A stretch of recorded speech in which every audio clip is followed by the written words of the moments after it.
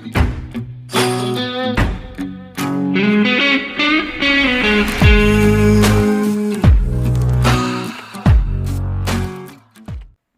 guys, how you going? My name's Corey and I'm working on my 4J 80 Series Land Cruiser. We're back in the shed today and we're not actually going to be doing something engine conversion related. We're actually working on some parts that need to get done later on in the build, but we are waiting for some more parts in the mail, so I'm a little bit stalled, so I'm going to be doing this now. So I'll show you what I'm working with. So we've actually got a custom grill and custom lighting to go on the 80 Series factory grill. Right, this is a part of the conversion I've been wanting to do for such a long time, and I'm super keen to do it today just to see what it looks like. I'll fire up the lights at the end for you so you can see exactly what they do. But yeah, stay with me. It's going to be a little bit of a fiddly job, but I'll show you how to do it because there wasn't any instructions in the kit. So yeah, stay tuned. Hope you enjoy the episode. All right, let's moving this to the side now. Step one's going to be figuring out exactly what needs to get cut. So the top fits in nicely. I want to remove this Toyota and diesel from the front. I don't necessarily mind if this these grey lines stay. So I'll just start cutting into it very slowly and see how far we get. I'm going to be using tin snips. I'm going to start by cutting just these center ones out because I definitely know that this centerpiece has to come out.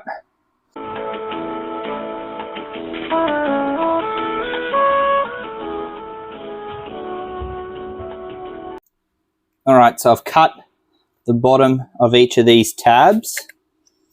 And then next, I'm actually going to just cut across the top here. So in line with this, because I need to keep that bracket. So I might do this part with an angle grinder, might be a little bit easier. All right, angle grinder, make sure you wear your safety glasses so I can work this way.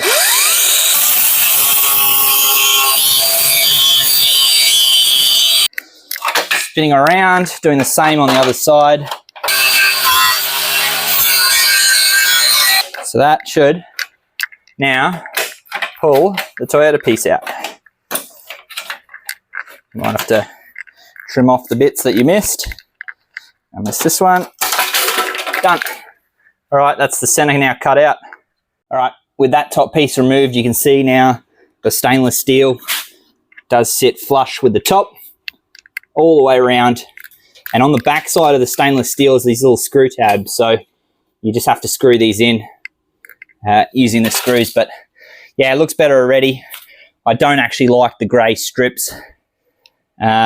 I might try and trim just the edges off them. Actually, that might look a little bit better. Let's do that and see how it looks. All right, so I cut all these little tabs off to create like one blank through the center. I'm just going to test fit that again, see how it looks. Yeah, much better, much better. Yeah, I might run that just for a little bit, just to see how that looks on the car, and I can always trim it again a little bit later on. Okay, next step I'm going to do is I'm going to pre-mark all of these mounting points and then pre-drill them for stainless screws. So I'll start here and I'll work my way around. All right, update. I have screwed the bottom and the top, so it's all sitting flush. Looks much better there now. That's pretty solid as is. I may leave that, but I might just wait until it's bolted up to the car to do the rest. Purely because at the moment I can't see where these screws are coming out and whether it's going to hit anything on the car. I can't remember when I took this off. There is a clip that runs under the bottom of this, so these might get in the way, so maybe riv nuts might be a little bit better. But for now, I'm going to leave it. I'm happy with that. Nice and easy. So let's work on the lights now and get that one all polished off.